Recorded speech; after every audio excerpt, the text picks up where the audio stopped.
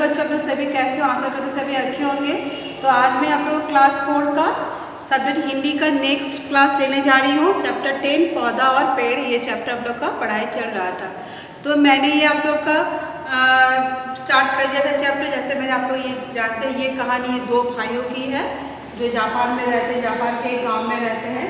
तो उनके गाँव में भूकंप आने के कारण उनका घर और उनका व्यापार नष्ट हो जाता है। उसके बाद वे शहर जाते हैं। शहर जाके वे दोनों अलग अलग दिशाओं में अपना नए से व्यापार आरंभ करते हैं और किस तरह से दोनों भाई अपने अपने व्यापार में सफल होते हैं, इसके बारे में आप लोग पढ़ रहे थे। तो आज मैं आप लोगों को बाकी में पढ़ा रही थी।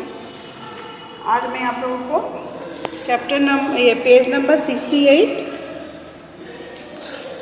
इसके बाद से पढ़ाऊँगी। बहुत दिनों तक वह अपने भाई से जाकर मिलने की हिम्मत नहीं जुटा पाया। एक दिन भाई से मिलने की इच्छा ने जोर मारा और वह ली के घर पहुंच गया। तो वो जो यूंग था वो तो काफ़ी व्यापार में उसका व्यापार ठप हो चुका था। वो जितना भी उसका व्यापार में लाभ होता वो स्वादिष्ट चीज़ें खरीदने में वो खर्च कर देता। तो बहुत दिनों तक वो अपने भाई ली से नहीं मिला था। तो वो हिम्मत जुटाकर वो भाई के पास मिलने चला गया। ठीक है, फिर उसके घर पहुंचा। यूंग की हालत देखकर ली सब कुछ समझ गया। यूंग को देखकर ही ली सब कुछ समझ गया। बड़ी प्रसन्नता से उसने अपने छोटे भाई का स्वागत किया, पर उसने यूंग से उसके व्यापार के बारे में कुछ नहीं पूछा। जब यूंग उसके ली के घर गया तो वो यूंग की हालत देख कर उसके बारे में वो समझ गया और उसे बहुत प्रोत्साहित होकर प्रसन्नतापूर्वक अपने भाई का स्वागत किया और उसने यूंग के व्यापार के बारे में कुछ नहीं पूछा। यूंग अब ली के घर में रहने लगा। ली उसे भोजन में केवल भात, नमक और मछली दिया करता था। तो यूंग क्या अपने बड़े भाई ली के घर में रहने लगा, लेकिन भोजन में केवल उसे भात, नमक और मछली ही मिलता था। कुछ दिनों तक यूंग चुप रहा। एक दिन भोजन के समय यूंग ने बड़े भाई ली से कहा, भैया भात में इमली के पत्ते मिलाकर खाने की बड़ी इच्छा हो रही है। तो ये यूंग ने क्या कहा अपने बड़े भाई से कि उसे भात के साथ इमली के पत्ते खाने की इच्छा हो रही है। ठीक है, ली बोला। वो यूंग को अपने बाग में ले गया। बाग में इमली का एक छोटा सा पौधा था।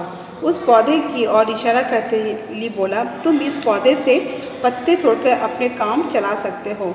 तो जब यूंग ने अपने भाई से कहा, बड़े भाई से कहा कि उसे भात के साथ इमली के पत्ते खाने हैं, तब उसे बाग में ली उसे यूंग को बाग में लेके जाता है और उसे एक इमली का छोटा पौधा दिखाया करता है कि तुम इस पौधे से अपना काम चला सकते हो, यानी इस पौधे के पत्ते तोड़ के अब तुम इसे भात के साथ खा सकते हो।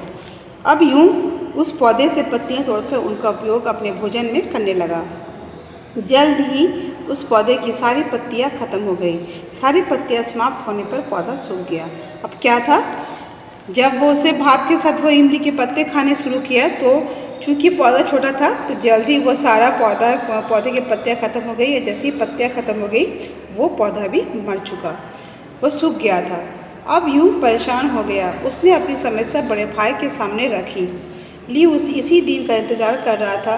वो यूंग को लेकर बाग के एक कोने में लगे एक बड़े पेड़ के पास पहुंचा। वो यूंग से बोला, भोजन में केवल नमक, भात और मछली का प्रयोग करने से भोजन से अरुचि हो जाती है। यह मुझे भी पता है। मैं तुम्हें हर प्रकार के स्वादिष्ट व्यंजन भोजन में दे सकता हूँ, पर मेरी एक शर्त है। तो उसने क्या कहा, ली उसे जब उसके ये जो छोटा सा पौधा जब मर गया इमली का, तो वो अपने भाई के पास गया और उसे बोला कि ये अब मैं क्या करूँ, तो ये तो पेड़ मर चुका है। तो फिर ली ने उसे क्या कहा कि उसे फिर से बाग में ले गया, एक बड़े पेड़ के पास ले गया और यूं से बोला कि भोजन में कोई अगर एक खाना हर दिन खाए तो उससे अरुचि हो जाती है, लेकिन मैं तुम्हें स्वादिष्ट भोजन दे सकता हूँ, लेकिन मेरी एक शर्त। उसने एक शर्त रखी। वो क्या भैया, यूं ने पूछा। फिलहाल भोजन में तुम्हें केवल भात, मछली और नमक ही मिलेगा। इसके साथ तुम इस पेड़ की पत्तियां का इस्तेमाल कर सकते हो। जिस दिन इस पेड़ की सारी पत्तियां समाप्त हो जाएगी उस दिन मैं तुम्हें सुस्वादु भोजन मिला करेगा। ठीक है, तो उसने क्या कहा कि जिस दिन इस पेड़ की वो बड़े पेड़ के पास ले गया था, जिस दिन उस बड़े पेड़ की पत्तियां सूख जाएगी उस दिन मैं तुम्हें सुस्वादु भोजन दूंगा। ठीक है, तो आज मैं आप लोग को यहीं तक पढ़ा रही हूँ। इसका बाकी का जो शेष आंसर मैं इसके नेक्स्ट क्लास में पढ़ाऊँगी। ठीक है। यहाँ इसमें क्या है, लालच ना करना।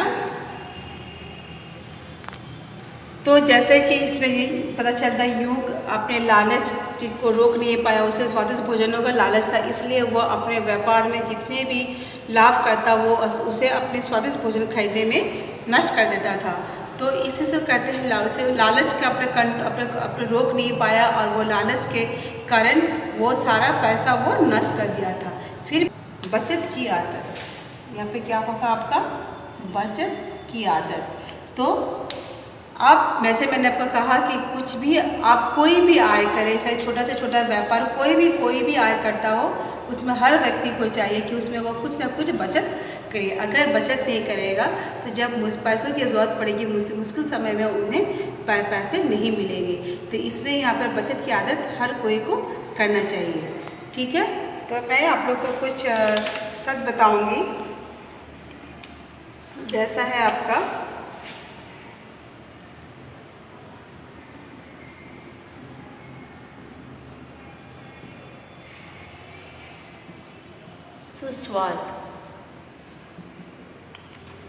सुस्वाद का है स्वाद वाला।